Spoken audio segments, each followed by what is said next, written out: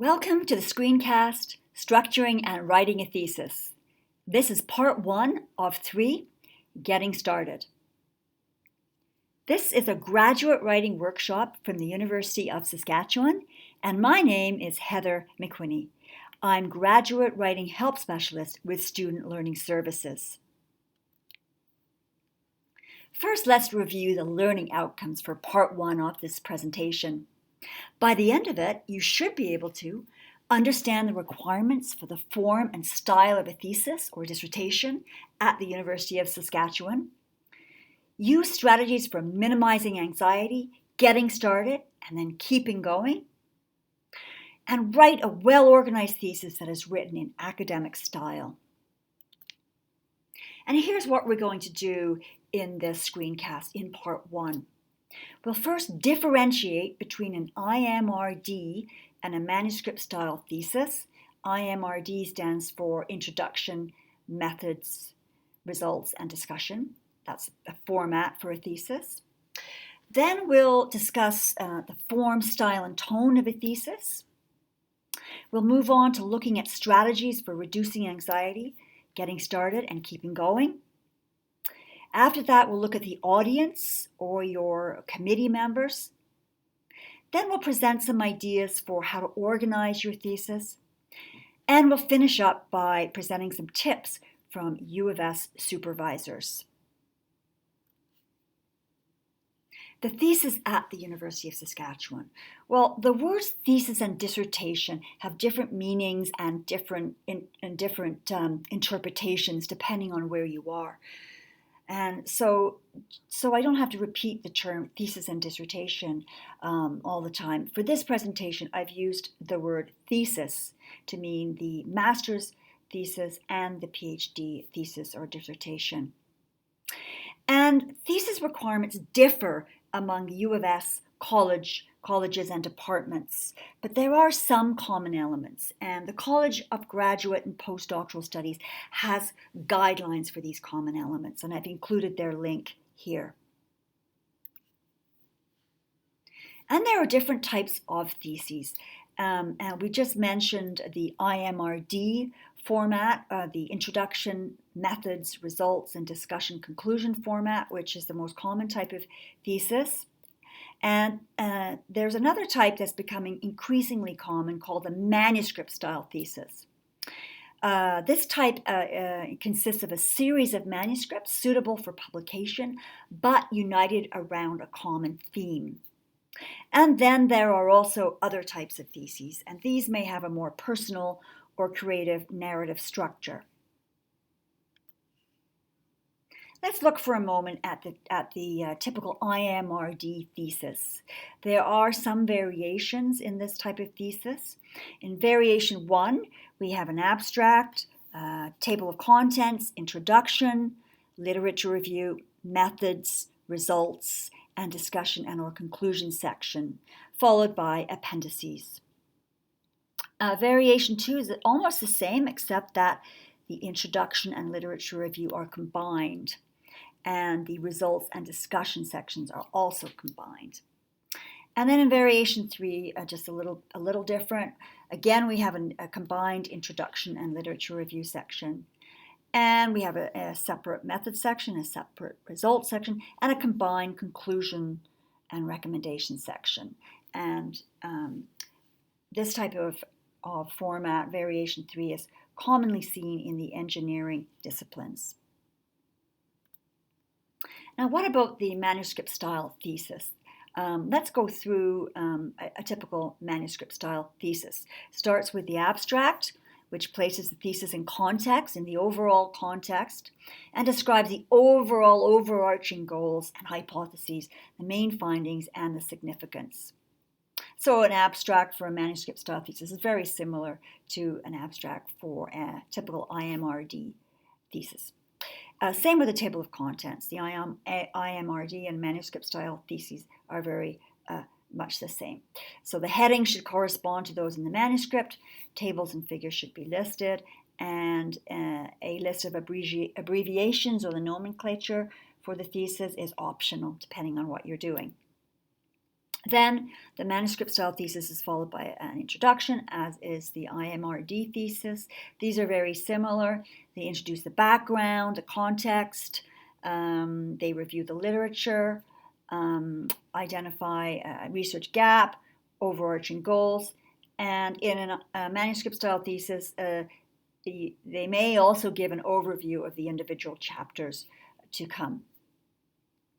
And then in a manuscript style thesis, you may or may not have a separate method section. Of course, you always have a method section in an IMRD thesis, very important part of an IMRD thesis.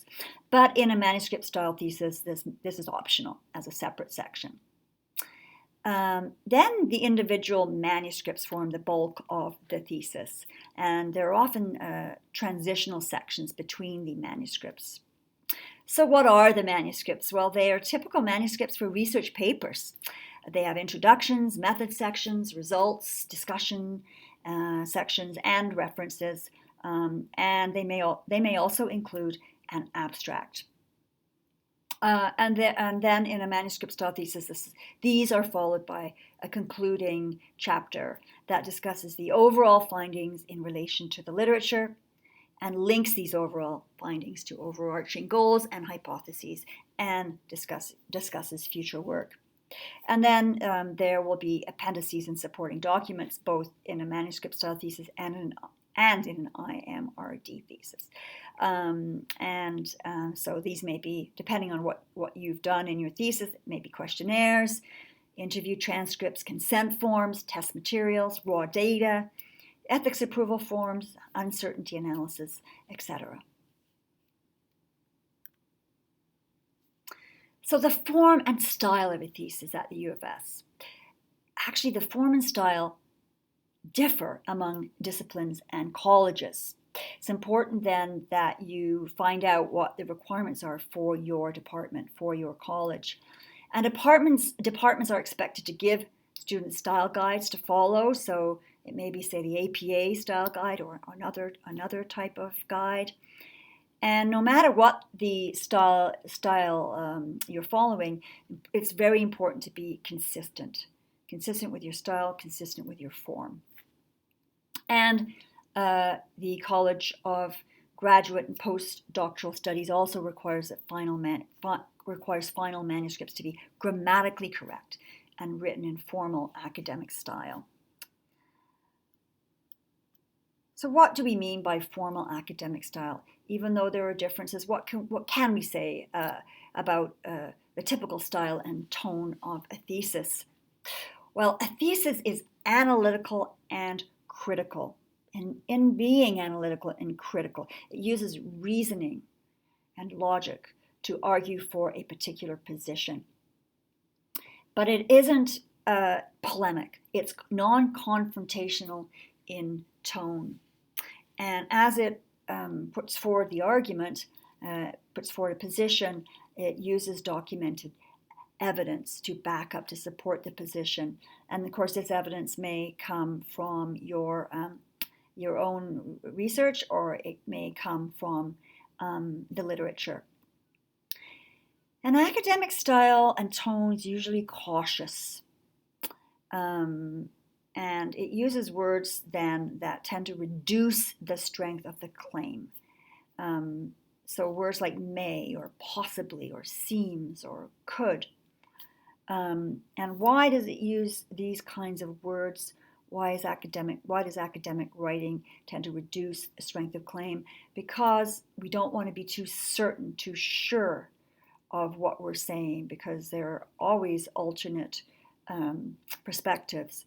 There are always other reasons for research findings, for example, and you don't want to be too certain about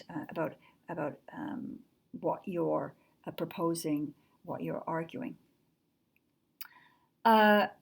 Academic style also requires the use of a specialized vocabulary, of course, from your particular field. And sometimes you have to define some of those terms that you use, especially if there's any ambiguity in your field about the term. So an example might be something like short-term memory. In the field of psychology, there isn't agreement around the meaning of this term, so you need to define how you are using this term in your thesis. Typical academic style also avoids the use of contractions like didn't, couldn't, wouldn't, and it doesn't use informal words. And just a couple of examples there. So instead of using a lot, you can use much or many. Instead of using get, you could use obtain or secure or receive. And academic style also avoids phrasal verbs and colloquial language. So instead of saying you run into, you could use encounter. Instead of saying come up with, you could write develop. Instead of using looking into, you could write investigate. So these are all things that we can say about a formal academic style and tone that is used in a thesis. So one of the things that when you're starting writing your thesis, it can seem like an overwhelming task. And so on this slide, I just have presented some tips to perhaps help you reduce your anxiety. One thing is to always take notes from the meetings that you have with your supervisor and the advisory committee. If you've taken notes, you'll more easily remember what was discussed, and you'll also have evidence if something perhaps goes a little bit wrong or not according to plan later in the process. Also, have a look at models of previous theses. You can ask your supervisor for examples of theses that he or she would hold out as very strong models. And actually, most departments have give awards for the best thesis. So you could ask to look at some of these.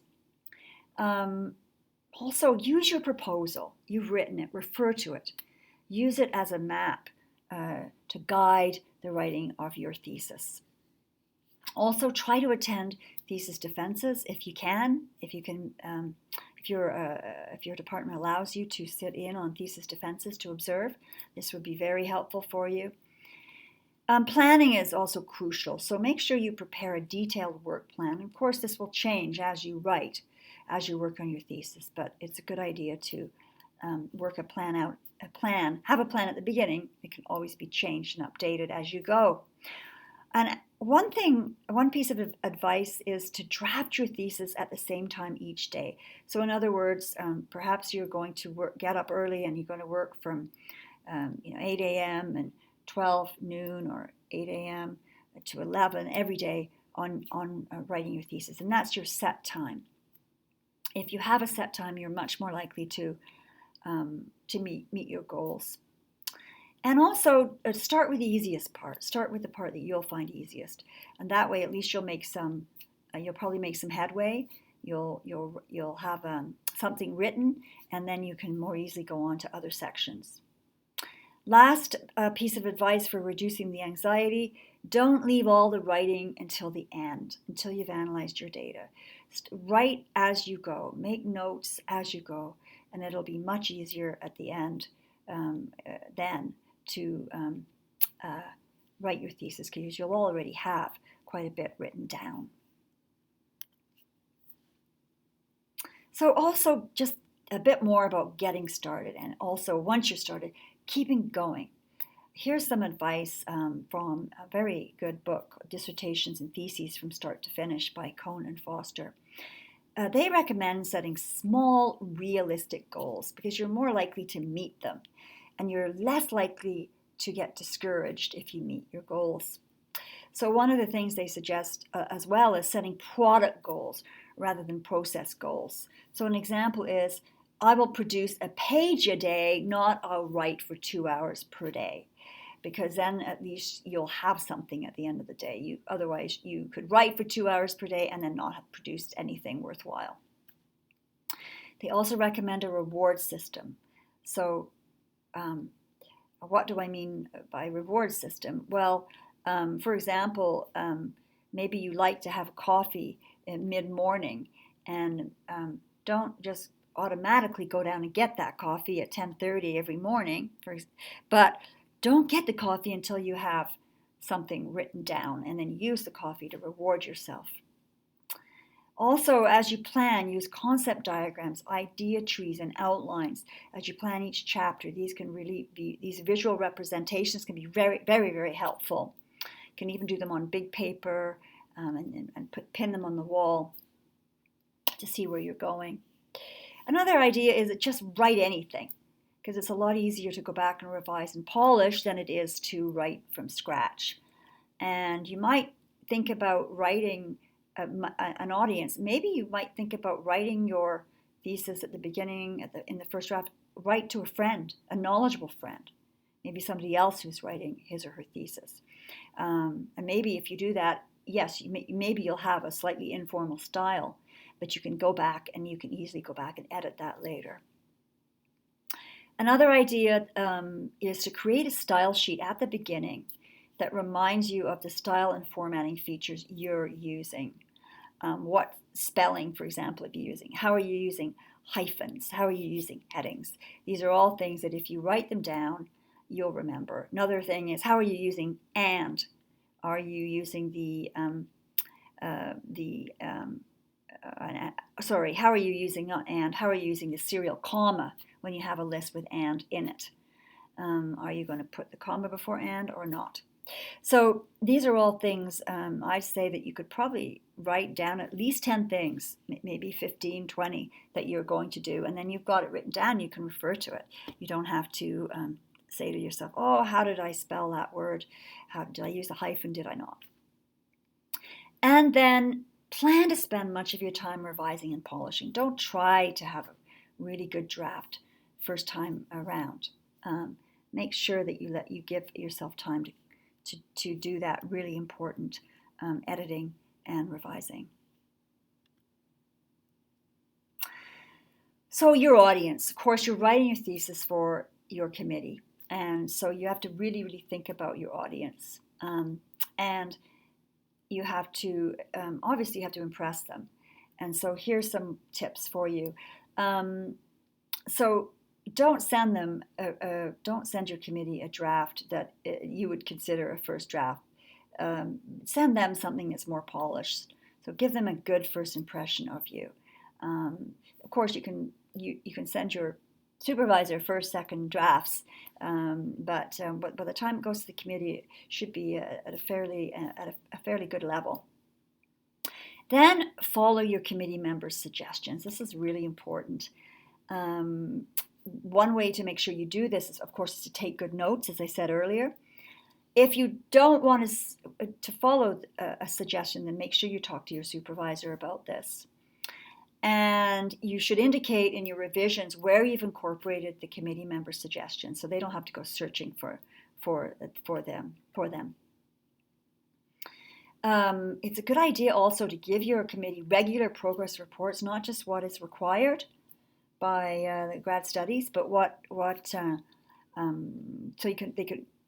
For one thing, if they see these messages from you coming they'll be reminded of you, and they'll admire your professionalism for giving them these extra reports.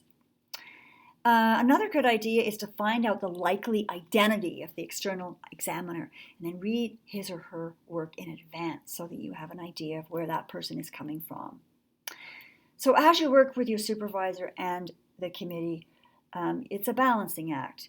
You want to take the initiative. So, for example, taking the initiative to give them extra reports, but you also want to seek advice.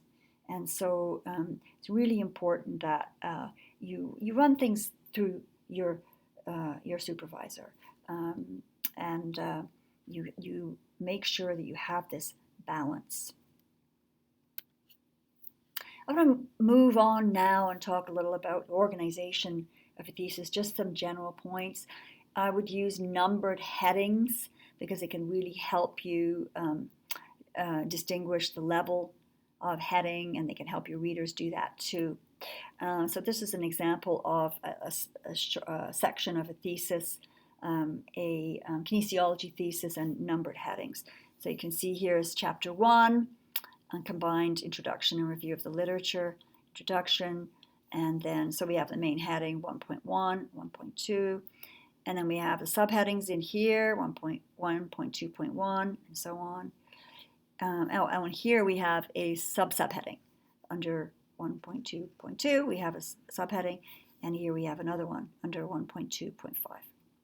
So this kind of heading can really help you organize your headings, organize your development. You may not have them all, you won't have them all set at the beginning when you write your table of contents. Some of them will evolve as you write.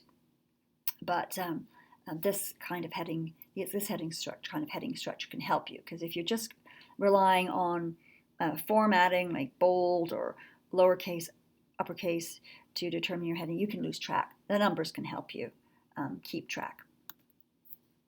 Now, just a point about organizing the sections of your thesis. It's always a good idea if you use a few organizing principles. And for one thing, they'll help your readers be able to follow your logic.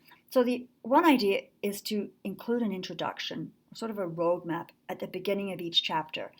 This roadmap, this introduction, should explain the purpose and/or organization of the chapter. It doesn't have to be very long, but there should be definitely an introduction to each chapter. And then have a summary at the end of each chapter that wraps up what you've talked about, your key concepts. And these introductions and summaries can really add a professionalism to your thesis. They provide a frame for your chapters, and they anchor your readers. And as I said, it can really give an impression of professionalism. Here's an example. I've abridged what was already a brief introduction to a methods chapter. And this is an award-winning engineering thesis. And actually, HAMP in this thesis stands for Heat and Moisture Transfer Panel. Just read this brief extract from the introduction. To measure the performance of a prototype HAMP, a test facility was constructed in the Fluid Mechanics Laboratory at the University of Saskatchewan. The facility was designed to, it goes on, and then the design of the prototype HAMP and test facility and the instrumentation used to take each measurement are discussed in detail in this chapter. Just a little bit about the chapter, orienting the reader. And here's a brief, again, abridged summary to the same chapter. I took out some of the material.